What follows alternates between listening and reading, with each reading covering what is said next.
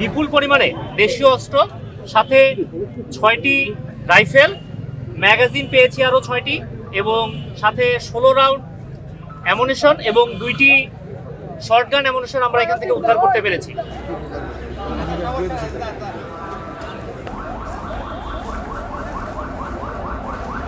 টাউটের এলাকা কি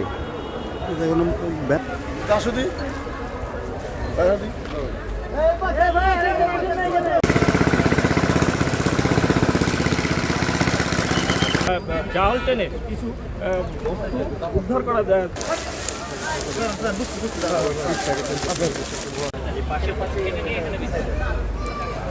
আমরা দেখি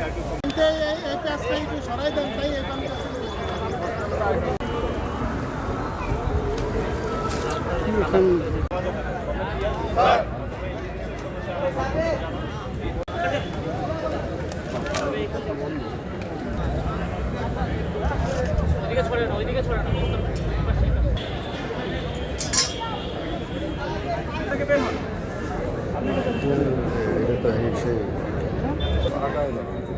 সমস্যা তো বড় পানি তো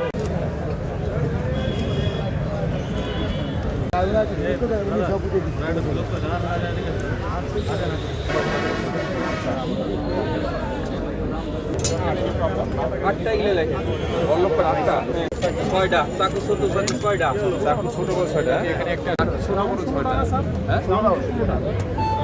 হ্যাঁ রাউন্ড 16 পিস্তলার 5 গান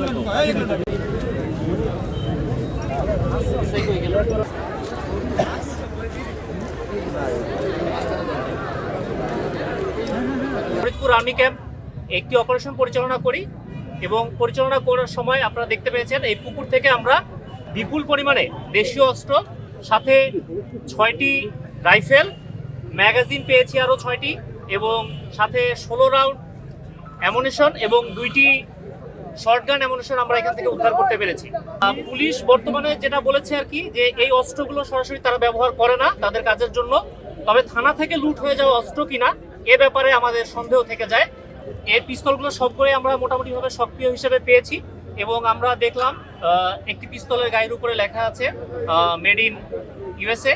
ধারণা করা হচ্ছে এগুলো বাইরের দেশের পিস্তল।